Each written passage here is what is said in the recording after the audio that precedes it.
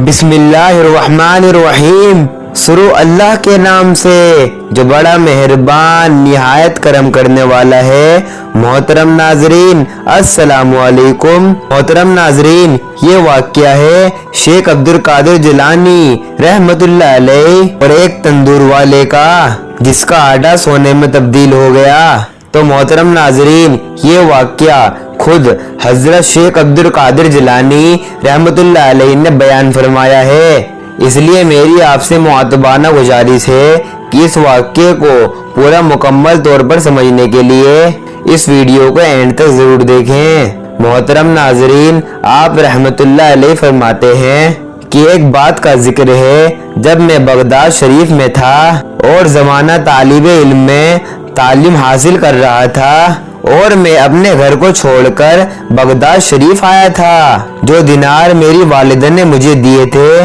वो भी खत्म हो चुके थे, जिसकी वजह से मुझे काफी कंदस्ती और अजमाइश का सामना करना पड़ा था और कई रोज तक मुझे खाने के लिए कुछ न मिला। अब ऐसा हाल था कि अब किसके सामने हाथ फैलाएं, अल्लाह तबारक व तआला के सिवा किससे मांगे। भीख तो सिर्फ अल्लाह ताला के डर से ही मिलती है। मुझे शर्म आती थी कि मैं किसी से कुछ कहूँ या कहूँ ना कहूँ कि मुझे भूख लगी है, कि मुझे कुछ खाने के लिए दे दो। अगर इस वीराने से जंगल से मुझे कुछ मिल जाता तो ये तो अल्लाह ताला की जानिब से होता, मगर किसी इंसान के आगे सर झुकाना मंजूर ना था और कर्ज तो मैं लेना ही नहीं चाहता था कि कर्ज लूं और किसी से कहूं कि मुझे कुछ खाने को दे दे। लेकिन क्या करें, इस वीराने जंगल में कुछ नहीं मिल रहा था। हाल ऐसा था कि आंतों से आवाजें आने लगी और शायद ऐसी हालत थी कि दम ही निकल जाता।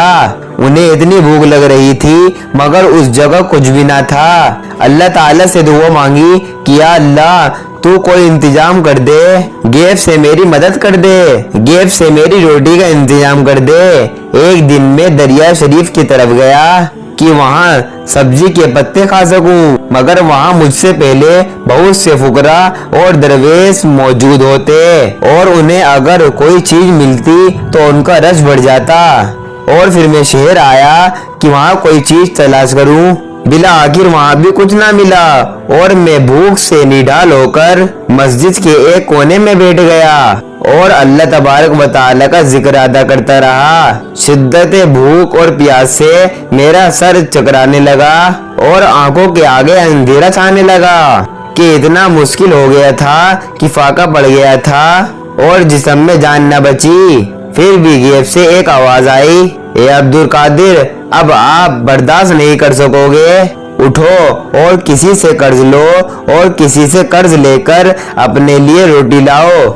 आपको ये बात मंजूर नहीं थी कि वो किसी से कर्ज लें, लेकिन भूख की शिद्दत इतनी गालिब थी, आपने मजबूर होकर अपने कदम शहर की तरफ दोबारा बढ़ा दिए। दुकानें तो बहुत सी थी मगर आपको एक नान बाई की दुकान नजर आई, जो कि वहाँ बहुत गरम और खस्ता नान थे और वो आपके सामने तंदूर से निकाल रहा था। अल्लाह तबारक व तआला वाले लज्जत और ज़बान के लिए नहीं खाते, उनकी कोई मजबूरी होती है कि अगर वो न खाएं तो भूख से उनकी जान न चली जाए। उसी वजह से उन्होंने उस रोटी को लेना मंजूर किया और ये आवाज गैब से आई थी, कोई नफ्स की ख्वाहिश नहीं थी।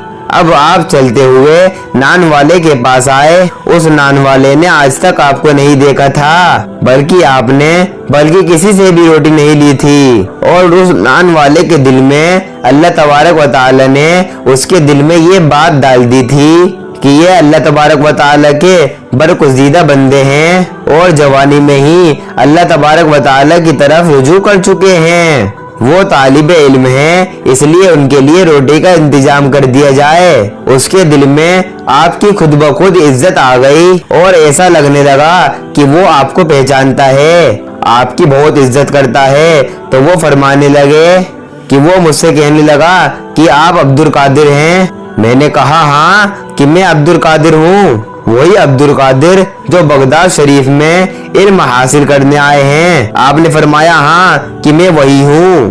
तो उस नान भाई ने फरमाया कि फरमाइए क्या लेना चाहते हैं। तो उन्होंने कहा कि मैंने कहा अगर मैं तुमसे एक नान रोज लूं तो तुम मुझे दोगे? मुझे बहुत भूख है और भूख से मुझसे चला भी नहीं जा रहा। तो नान भाई कहने लगे कि अरे अरे क्या बात करते हैं, ये तो सब आपका है, एक नान क्या आप तो पूरी दुकान ले जाएं, मुझे कोई एतराज नहीं होगा।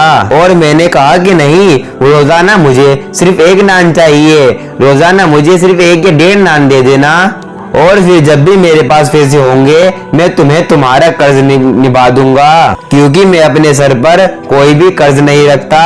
नान वाले ने कहा कि हजरत मुझे कोई मसला नहीं, मैंने कह दिया है कि ये सब आपका है, जितना दिल चाहे आप नान ले सकते हैं, लेकिन मैंने कहा कि मुझे सिर्फ एक नान चाहिए जिससे मेरा पेट भर जाए और जिसकी वजह से मुझे पढ़ा जा सके। उसके बाद मैंने नान लिया और वापस जंगल में आ गया और अल्लाह का शुक्र अदा किया, और फिर मैं अपनी किताब पढ़ने लगा, इल्म हासिल करने लगा, और मैं उनकी मंजिल तय किए जा रहा था। ये इल्म दुनिया का इल्म नहीं था, बल्कि इसराइल इल्म खुल रहे थे, वो बातें पता चल रही थी जो किसी आम इंसान को पता नहीं चल पाती। यकीनन ये वो इल्म था जिससे दुनिया और आखिरत में इंसान को पता चलने वाला था। अब यूं ही दिन गुजरते गए। एक दिन आपके दिल में ख्याल आया कि मैं तो रोज उस नान वाले से नान लेता हूँ, वो मुझे बड़ी मोहब्बत से नान भी देता है, मेरी इज्जत भी बहुत करता है, लेकिन क्या ये ठीक है जो मैं कर्ज पर कर्ज लेता जा रहा हूँ, जबकि मैंने उससे वादा किया था कि मैं ये अपना कर्ज लौटा दूंगा, बल्कि मेरे पास तो पैसे नहीं हैं, फिर मैं कहां से उसके नान के पैसे वापस करूंगा।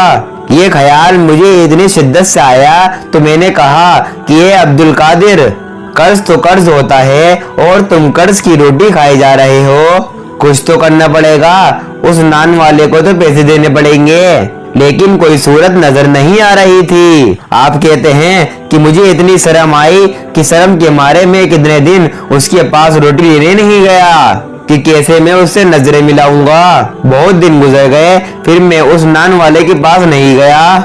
एक दिन मैं सोच रहा था कि मैं कर्ज उसे कैसे लौटा पाऊंगा, फिर गैब से एक आवाज आई और कहने वाला कह रहा था कि ये अब्दुल कादिर, आपकी रोटी का कर्ज उतारने का जिम्मा अल्लाह तबारक व तआला ने लिया है, आप इस बात की फिक्र क्यों करते हैं, आपको जाना चाहिए था। मैं तो ये सोचकर ही शर्मा गया कि कर्ज की रोटी मैं क्यों खाऊं, कि मैं वहां नहीं जाऊंगा। मैंने ये फैसला किया है कि मैं इस नान वाले से रोटी नहीं लूंगा और इसके पास नहीं जाऊंगा। फौरन गैब से आवाज आई कि ये अब्दुल कादिर, कर्ज की अदायगी करने तो जाना पड़ेगा, अल्लाह ताला आपको बहुत चाहता है, आप पर किसी का कोई कर्ज नहीं है, आप फिक्र ना करें, आपके कर्ज की जिम्मेदारी खुद अल्लाह ताला ने ली है, जो तमाम हसानों का मालिक है, जो बादशाहों का बादशाह है, आपकी जिम्मेदारी तो उसके हाथ में है, आप क्यों फिक्र करते हैं, आप क्यों परेशान होते हैं। आपने कहा